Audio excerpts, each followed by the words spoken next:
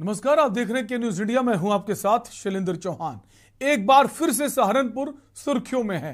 वजह एक और आतंकी जो है सहारनपुर के मदरसे से गिरफ्तार किया गया है और इस बार उसे गिरफ्तार करने पश्चिम बंगाल की एसटीएफ पहुंची और यहां की जो यूपी एटीएस है उसको बताया भी नहीं। गोपनीय तरीके से यह कार्रवाई हुई और एसटीएफ जो है पश्चिम बंगाल की उसे लेकर चली गई। लेकिन सवाल यह कि सहारनपुर में आए दिन ये आतंकी कहां से आते हैं। सहारनपुर के देवबंद में मदरसा दारुल उलूम है। दुनिया भर के मुस्लिम एजुकेशनल इंस्टीट्यूट में मदरसा दारुल उलूम का खास स्थान है। देवबंद को लेकर खुफिया सुरक्षा एजेंसियां एक्टिव रहती हैं। सहारनपुर के देवबंद में एटीएस और कमांडो ट्रेनिंग सेंटर भी हैं और यही वजह है कि जो कमांडो ट्रेनिंग सेंटर जो है उसका शिलान्यास मुख्यमंत्री द्वारा किया गया है और बहुत जल्दी तैयार हो जाएगा। वजह यह कि लगातार सहारनपुर से आतंकी कनेक्शन सामने आते रहते हैं। देवबंद से लगातार सामने मामले आए हैं। अब एक और मदरसा सुर्खियों में है जहां से इसे गिरफ्तार किया गया। इसी पर आज हम बात करेंगे। आतंक का सेफ जोन सहारनपुर।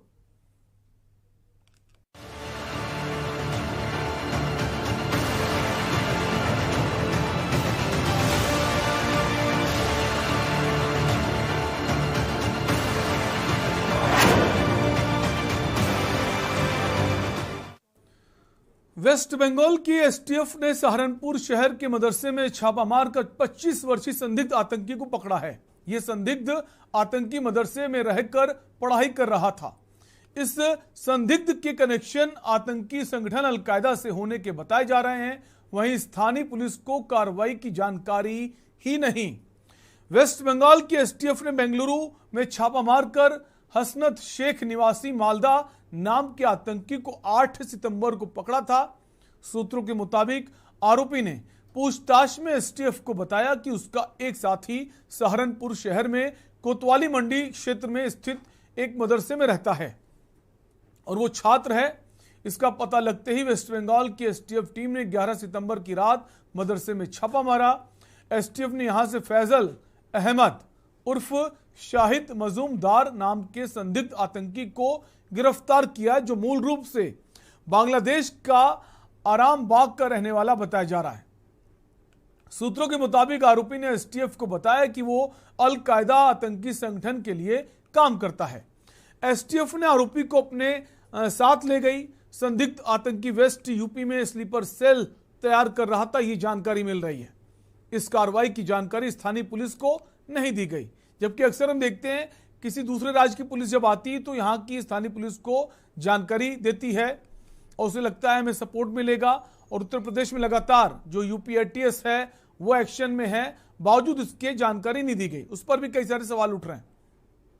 इस संबंध में एसएसपी डॉक्टर विपिन ताड़ा का कहना है कि कार्रवाई के बारे में अभी कोई जानकारी उनको जानकारी नहीं दी गई। मीडिया रिपोर्ट से ही पता लगा है कि कोतवाली मंडी क्षेत्र में मदरसे में ये आतंकी जो है पकड़ा गया है। पश्चिम बंगाल के एसटीएफ ने ये कार्रवाई की है। इससे पहले यूपी एटीएस से भी संपर्क नहीं किया गया, जिसकी बात हम लगातार कर रहे हैं। स्थानीय एटीएस के अधिकारियों को भी कार्रवाई की कोई जानकारी नहीं। पश्चिम बंगाल की एसटीएफ ने गोपनीय तरीके से पूरी कार्रवाई की है। लेकिन सवाल यह कि हर बार सहारनपुर ही सुर्खियों में क्यों है। इसके पहले भी पिछले कई सालों से हम देखते हैं जब भी कोई आतंकी घटना होती है उसका कनेक्शन कहीं ना कहीं सहारनपुर निकल आता है, देवबंद निकल आता है या फिर कोई और मदरसा। अभी पिछले महीने की ही बात करें तो एटीएस ने सहारनपुर का निवासी आतंकी मोहम्मद नदीम को गिरफ्तार किया था और इस आतंकी ने बताया था कि पाकिस्तान के जैश के आतंकियों ने उसे नुपुर शर्मा की हत्या का टास्क दिया था। नदीम के पास से कई आईडी कार्ड और बम बनाने की व फिदाइन फोर्स की जैसे ट्रेनिंग दी जाती है उसका साहित्य भी बरामद हुआ, कई सारे दस्तावेज। और नदीम भी जैश ए मोहम्मद समेत अन्य आतंकी संगठनों के साथ सीधे तौर पर जुड़ा था। वो फिदाइन हमले की तैयारी कर रहा था। गौर से समझिए, फिदाइन हमला मतलब अपनी जान को जोखिम में डालकर दूसरे की जान ले लेना, इसे बोलते हैं फिदाइन हमला। अपनी परवाह किए बिना अपनी बॉडी को पूरा सुसाइड बॉम्बर बना देना। एटीएस की पूछताछ में पता चला है कि नदीम ने आतंकवादियों को लगभग 30 से ज्यादा virtual number, virtual social media ID बनाकर उपलब्ध कराए। साथ ही तहरीके तालिबान पाकिस्तान के आतंकी सैफुल्लाह ने उसको फिदाइन हमले के लिए तैयार करने की ट्रेनिंग जो दी है वो सोशल मीडिया की तरीके से जरिए दी गई। देश में कहीं भी घटना होने के बाद एटीएस व अन्य खुफिया एजेंसियों की निगाह सहारनपुर पर आकर टिक जाती है। ये पहली बार नहीं है कि जब सहारनपुर से आतंकी गतिविधियां जुड़ी होने की बात सामने आई है। इससे पहले एनआईए ने अमरोहा निवासी मोहम्मद सुहेल को गिरफ्तार किया था। एनआईए की जांच में पता चला था कि सुहेल भी देवबंद में काफी समय तक रहा और पढ़ाई की थी। वर्ष 2001 में संसद पर हुए हमले की घटना में भी जैश ए मोहम्मद का हाथ था। उस हमले में प्रयोग की गई कार भी सहारनपुर की थी। एक बड़ी लंबी फहरिस्त है जो मैं आपको इस वक्त बता रहा हूं। 1994 की अगर बात करें तो हापुड़ से 3 विदेशी नागरिकों का अपहरण करके आतंकियों ने सहारनपुर के खाता खेड़ी में रखा था। विदेशी नागरिकों का अपहरण जैश ए मोहम्मद के अजहर मसूद को छुड़ाने के लिए दबाव बनाने की नीयत से किया गया था। वहीं इंडियन मुजाहिदीन का शेख एजाज सहारनपुर में ही रहता रहा। उसे पुलिस ने वर्ष 2015 में सहारनपुर रेलवे स्टेशन से गिरफ्तार किया था। वर्ष 2016 की अगर बात करें तो देवबंद से ही दिल्ली पुलिस ने एक आतंकी को गिरफ्तार किया था। 2017 में मुजफ्फरनगर के ग्राम कुटेसरा से बांग्लादेश के आतंकी संगठन आसारुल्लाह बांग्ला टीम का सक्रिय सदस्य भी गिरफ्तार किया गया जो देवबंद में काफी समय तक रहा। उसका साथी फैजान नाम का बांग्लादेशी आतंकी भी देवबंद में ही पनाह लिए रहा जो एटीएस की छापेमारी के बाद फरार हो गया। इसके पहले देवबंद से वसीम अहमद, एहसान कुरैशी को बांग्लादेशी आतंकी यूसुफ अली के फर्जी दस्तावेज तैयार करके उसका पासपोर्ट बनाने के आरोप में गिरफ्तार किया गया था। ये दोनों भी देवबंद में काफी समय से रहे। तो ये जो आपको पुराना इतिहास बता रहा हूं देवबंद का, सहारनपुर का, वो जरूरी है कि आखिर सहारनपुर में ऐसा क्या है, कैसे लोग वहां सब तक पहुंचते हैं। 2017 की अगर बात करें तो कोलकाता पुलिस ने दिल्ली से बांग्लादेशी रजाउल रहमान को पकड़ा था जो देवबंद में काफी समय से रह रहा था। लखनऊ के चारबाग स्टेशन से एटीएस ने इमरान रजीमुद्दीन मोहम्मद फिरदौस को पकड़ा जो देवबंद के ग्राम भिनेड़ा में काफी दिनों से रह रहे थे। ये भी बांग्लादेशी आतंकी संगठन से जुड़े थे। इसके अलावा 2001 में आतंकी गतिविधियों के चलते मुफ्ती इसरार, एक लंबी फहरिस्त है। इसी पर हम बात करेंगे आखिर क्यों सहारनपुर में ये कनेक्शन की बात सामने आती है, खासकर अगर देवबंद की बात करें। और देवबंद में आपको बता दें दारुल उलूम जो है दुनिया भर के मुस्लिम एजुकेशनल इंस्टीट्यूट में मदरसा दारुल उलूम का खास स्थान है। देवबंद को लेकर खुफिया सुरक्षा एजेंसियां एक्टिव रहती हैं और देवबंद के दारुल उलूम में दुनिया भर के लोग पहुंचते हैं अलग अलग देशों से। उनको लगता है यहां बेहतर शिक्षा दी जाएगी, आप पहुंचे, आपका स्वागत है। अगर आपको अच्छी तालीम हमारा देश देता है, कोई गुरेज नहीं, कोई बुराई नहीं। लेकिन वहां पहुंचना, फिर वो आतंकी गतिविधियों में शामिल हो जाना, उन लोग को कैसे वेरीफाई नहीं किया जाता ठीक से, तमाम सारे सवाल हैं। इसी पर हम बात करेंगे। कुछ खास मेहमान भी हमारे साथ जुड़ेंगे। फिलहाल हमारे साथ शांतनु चैतन्य जी जुड़ गए हैं, एग्जीक्यूटिव एडिटर हैं। शांतनु जी, आखिर बार बार और एक बार फिर से सहारनपुर, क्या कहेंगे? शैलेन जी, सहारनपुर के आतंकी कनेक्शन काफ़ी समय से सामने आ रहे हैं और अभी पिछले दिनों भी एटीएस ने एक बच्चे को उठाया था। दरअसल है क्या कि तालीम देने का एक अहम स्थान है वो, तो वहाँ पर कच्ची उम्र में ही बच्चों को उस तरीके की तालीम दे के पकाने का प्रयास किया जाता है कि उनका ब्रेन वॉश करके उनको गलत रास्ते पे मोड़ने की कोशिशें की जाती हैं, जो कि बहुत नाजायज़ है। और इस तरीके की चीज़ों को पहले तो लोकल इंटेलिजेंस यूनिट जो होती है LIU पुलिस की, उसको ही इनपुट्स देने चाहिए, लेकिन वो अक्सर फेल दिखती है। और हम लोगों को चाहिए कि जो भी कम्युनिटी है उसको चाहिए कि वो अपने बच्चों को बेहतर तालीम देने का प्रयास करे और उन लोगों पर निगहबानी भी करे जो उनको गलत रास्ते पे धकेलने का हर समय एक मन बनाए रहते हैं। इसके पहले भी सरकारें रही हैं, उस वक्त अगर ईमानदारी से कोशिश की जाती, क्या आपको लगता है जो गवर्नेंस है उसकी बड़ी जिम्मेदारी है गवर्नमेंट की कि अगर ऐसी गतिविधियां आपको देखने को मिल रही है आपके प्रदेश में, आपके खास जिले में, इसको कैसे देखते हैं? क्योंकि अभी हमने हाल ही में देखा मुख्यमंत्री योगी आदित्यनाथ ने अब वहां पर एटीएस और कमांडो ट्रेनिंग सेंटर खोले जाने की बात कही जा रही है और उसमें देवबंद भी शामिल किया गया है। देखिए, गवर्नेंस की जहां तक बात है तो ये प्राथमिक जिम्मेदारी तो गवर्नमेंट की ही है कि वो कहीं भी इस तरीके की कोई भी गतिविधि हो रही हो तो उस पर एक नज़र रखे और उसको ख़त्म भी करे। ये गवर्नमेंट की ही जिम्मेदारी है और इसको पूरी तरह से निभाना भी चाहिए।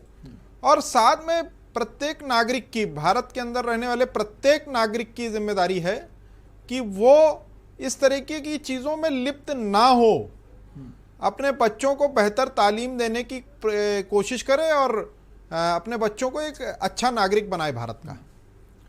हमने इसके पहले देखा है जो बाहर से लोग पहुंचते हैं देवबंद, बांग्लादेश के कई लोग वहां से गिरफ्तार किए गए, पड़ोसी मुल्क अफगानिस्तान, कहाँ तमाम जो मुल्क हैं वहां से लोग पहुंचते हैं। उनके बारे में डेटा नहीं कलेक्ट कर पाते हैं ठीक से, या फिर जो जानकारी दी जाती है वो गलत होती है। दिक्कत क्या है? क्योंकि फिर आपकी जो खुफिया एजेंसियां हैं वो पता लगाने में सक्षम नहीं थी अभी तक, या फिर अब कोशिश तेज की गई है कि कोई भी आएगा उसकी पूरी जानकारी होनी चाहिए आपको? देखिए, है क्या कि ह्यूमन ट्रैफिकिंग का जो एक सेगमेंट है वो जो कनेक्टिंग देश हैं उनसे तमाम जो यहाँ पर भारत में लोग भेजे जाते हैं वही वहाँ की जो आतंकी संगठन हैं उनसे अपना कनेक्शन बना लेते हैं, वहाँ से फंडिंग होती है उनको और वो उसमें लिप्त हो जाते हैं और यहाँ पर आतंकी वारदात को अंजाम दे देते हैं। तो भारत के अंदर बहुत बड़ी संख्या में बाहर के लोग घुसपैठ करे बैठे हैं और ऐसा अभी नहीं हो रहा है, ऐसा बहुत समय से हो रहा है, बहुत अरसे से हो रहा है। अब सहारनपुर की सीमाएं जो हैं वो उत्तराखंड और हरियाणा से मिलती हैं और उत्तराखंड जो है वो उसकी सीमा नेपाल से मिलती है। नेपाल से भी कई बार कनेक्शन सामने आए हैं, आतंक की जो ये पाठशालाएं चलती हैं उनको पोषित करने के पहले भी देखा गया है।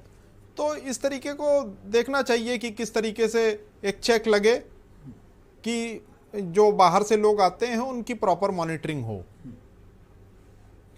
अगर बात करें इस सरकार की, वर्तमान में जो सरकार है उत्तर प्रदेश में, भारतीय जनता पार्टी की, योगी आदित्यनाथ मुख्यमंत्री हैं, पिछले कार्यकाल में हमने देखा कि जो एटीएस ने बहुत कार्रवाई की है देवबंद में, कई जगह दबिश डाली गई, बहुत लोगों को पकड़ा गया। अब एटीएस कमांडो ट्रेनिंग सेंटर भी वहां बनाया जा रहा है। ये कह सकते हैं अगर ये सब चीजें पहले हुई होती पिछली सरकारों में तो शायद इस पर रोक लगाई जा सकती थी, या पहले की सरकारों को रवैया इतना सख्त नहीं था। कैसे देखते हैं आप? देखिए, ये बनाकर ही इस पे रोक लग जाएगी ऐसा मुझे संभव नहीं दिखता। हाँ, एक चीज ये है कि कुछ अंकुश लगेगा लेकिन पूर्णतया रोक लग जाएगी। आप अभी हम लोग सहारनपुर को देख रहे हैं, अन्य भाई जो आतंकी संगठन हैं, जो विदेशी आतंकी संगठन हैं, वो कोई नया एक टारगेट पॉइंट बना लेंगे जहां पर वो अपनी इस तरीके की ब्रेन वॉशिंग और पाठशालाएं स्थापित कर लेंगे और लोग बच्चों को बरगलाने की पूरी कोशिश करेंगे। तो मेरा मानना यह है कि समग्र देश में जो भी इंटेलिजेंस एजेंसीज हैं उनको बहुत तेजी से काम करने की आवश्यकता है। कर भी रही हैं, ऐसा नहीं है कि नहीं हो रहा है, काम हो रहा है, निश्चित रूप से हो रहा है, लेकिन और ज़्यादा इनपुट्स जुटाने की आवश्यकता है जिससे कि इस तरीके की कोई भी आतंकी गतिविधि देश में ना हो सके। एक और खास मेहमान हमारे साथ जुड़ गए हैं, शहजाद अंजुम हैं, माफ कीजिए हमारे संवाददाता हैं सहारनपुर से। शहजाद, आज का जो वाकया है एक बार शहजाद से समझ लेते हैं। शहजाद, जो गिरफ्तारी हुई, अक्सर हम देखते हैं कि किसी दूसरे राज्य की पुलिस पहुंचती है तो इस राज्य की पुलिस से कांटेक्ट करती है, उससे जानकारी जुटाती है, फिर दोनों साथ मिलकर कार्रवाई करते हैं, लेकिन यहाँ ऐसा नहीं हुआ। चुपचाप से वेस्ट बंगाल की एसटीएफ पहुंचती है, कार्रवाई करती है और चली जाती है। क्या वजह माने? जी, मैं बिल्कुल बता देना चाहता हूँ। आज पश्चिम बंगाल की एसटीएफ टीम ने सहारनपुर के थाना मंडी क्षेत्र में एक छापेमारी की है, जहां पर पुलिस स्थानीय जो अपनी चुप्पी साधी बैठी है, पुलिस को कोई लगातार मीडियम से सवाल कर रही है, लगातार उनको फोन कर रही है, जबकि स्थानीय पुलिस कोई फोन नहीं उठा रही है। जी शहजाद, जो आज कार्रवाई की गई है, जिसके बारे में जानकारी मिल रही, बांग्लादेश का रहने वाला है और उसका एक साथी पहले गिरफ्तार किया गया था, उसके बाद इसे गिरफ्तार किया गया है। कितने समय से रह रहा था और कौन कौन से लोग इससे संपर्क में थे, क्या कुछ जानकारी अब तक मिल पाई है?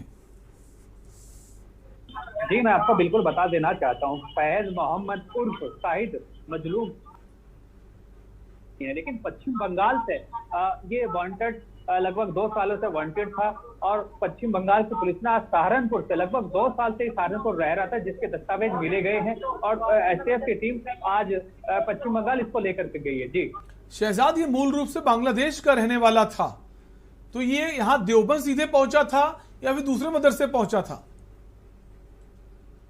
आपको बता देना चाहता हूं कि देवबंद उल्मा और सहारनपुर में लगातार ये देखिएगा कि अलग अलग विदेशी यहाँ पर पढ़ने आते हैं, लेकिन ये जनपद सहारनपुर के एक मदरसे में छुपकर रह रहा था, जिसकी तलाश पश्चिम बंगाल की पुलिस लगातार कर रही थी, लेकिन पश्चिम बंगाल की पुलिस आज इसको अपने साथ गिरफ्तार करके लेकर के गई है। लेकिन मीडिया के अनुसार पश्चिम बंगाल इसकी पूरी तरह से पुष्टि करेगी, सहारनपुर से गिरफ्तार हुआ है, लेकिन सहारनपुर पुलिस, यूपी पुलिस, वो अपनी चुप्पी साधे बैठी है, उसका किसी तरह का कोई जवाब नहीं है। जी लेकिन अगर बात करें शहजाद, जहां से इसकी गिरफ्तारी हुई है, जिनके यहाँ रह रहा था, बता रहे मदरसे में रह रहा था, कहा जा रहा है वो पढ़ाई कर रहा था, आप करे छिप कर रह रहा था, जहां रह रहा था उन लोगों का क्या कुछ कहना है? क्या उन पर भी कोई कार्रवाई होगी या फिर उनसे कोई पूछताछ नहीं होगी? जो यूपी एटीएस है, क्या वहां पहुंची जहां से इसे गिरफ्तार किया गया है? इनपुट और खंगाले जाए ताकि और अगर कोई कनेक्शन है उसकी जानकारी मिले। देखिए अभी इस तरह से कोई मामला सामने नहीं आया, लेकिन जनपद सहारनपुर की अगर हम बात करें, ये सहारनपुर में लगभग 3 सालों से यहाँ पर पढ़ाई कर रहा था और सूत्रों की माने तो ये भी बताया कि लगभग कई भाषा इन लोगों पर आती थी। और जी ठीक है शहजाद, आप बने रहिए, शांतनु जी के पास आएंगे। शांतनु जी, जैसे देखते हैं कि पिछली सरकारें भी रही हैं, तब इतनी कार्रवाई नहीं होती थी। जो यूपीएटीएस जिस तरह से कार्रवाई कर रही है पिछले कुछ सालों से अलग अलग प्रदेश जो जिलों में, और उसमें केंद्र जो है फोकस है सहारनपुर पर, देवबंद पर, क्या पहले नहीं हो सकता था? या पहले की जो सरकारें थी थोड़ा सॉफ्ट रवैया था इनका, खासकर जैसा कहा जाता है विशेष वर्ग पर?